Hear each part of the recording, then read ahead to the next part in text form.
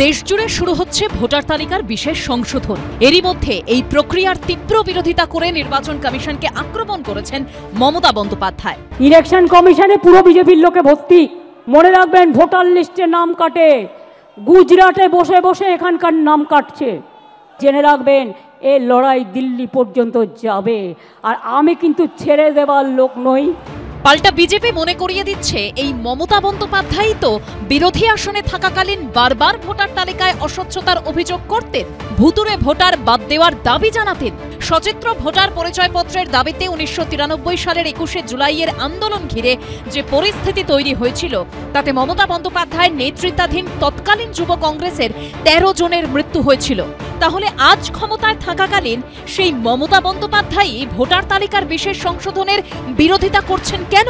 প্রশ্ন বিজেপির। এতটা এখন অসহায় হয়ে পড়েছে, এখন মুখ্যমন্ত্রী হিসাবে নির্বাচন কমিশনকে হুমকি দেওয়ার কাজ শুরু করেছে। এ তো সবে শুরু। এরপরে দেখবেন আপনি কিভাবে ইলেকশন কমিশনের বিরুদ্ধে গালিগালাজ করতে শুরু করবে। এটাই ওনার নীতি, এটাই ওনার ভবিষ্যৎ এবং অতীতের রণকৌশল। আজ ভোটার তালিকার বিশেষ সংশোধনের অন্যতম কারণ হিসেবে বিজেপি ভোটার তালিকা থেকে অনুপ্রবেশকারীদের হটানোর প্রসঙ্গ তুলে ধরছে। বাম আমলে এই অনুপ্রবেশকারীদের বিরুদ্ধেই সরব হয়ে 2005 সালে লোকসভার স্পিকারের আসন লক্ষ্য করে কাগজ ছুড়ে দিয়েছিলেন মমতা বন্দ্যোপাধ্যায়। এমনিতেই ভোটার লিস্ট আপনারা দেখেছেন, একটা এপিক কার্ডের নাম্বারে 500টা ভোটার। কেন বাংলা এই জিনিস হবে? তাই নানা মহলে প্রশ্ন উঠছে, বিরোধী থেকে শাসক হয়েই কি মমতা বন্দ্যোপাধ্যায়ের অবস্থান পাল্টে গেল?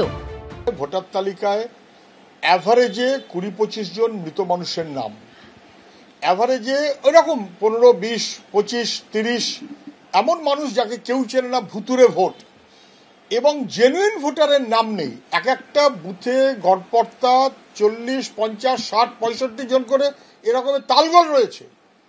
কারেকশন তো করতেই হবে, সেই কারণে তো রিভিশন। পাল্টা যুক্তি দিয়েছে তৃণমূল। বুথ লেভেল এজেন্ট, তাদের সমপরিমাণ অধিকার বা দায়িত্ব বিএলওদের মতনই, যে একটা বুথের কোন নাম নতুন করে ঢুকলো, কোন নাম বেরোলো, তার সরজমিনে তদন্ত, যেটা বলা হচ্ছে ভেরিফিকেশন। বলা হচ্ছে কি ম্যানুয়ালে, উইদাউট প্রপার ভেরিফিকেশন একটা নামও নতুন ঢোকানো যাবে না, কিংবা একটা নামও বাদ দেওয়া যাবে না। এই রাজনৈতিক তরজার মধ্যেই প্রত্যেকের দাবি, একজনও অনুপ্রবেশকারী যেন ভোট দিতে না পারে, আবার একজনও প্রকৃত ভোটারের নাম যেন তালিকা থেকে বাদ না পড়ে। ঝিলম করঞ্জাই, পার্থপ্রতিম ঘোষ ও অর্ণব মুখোপাধ্যায়ের রিপোর্ট, এবিপি আনন্দ।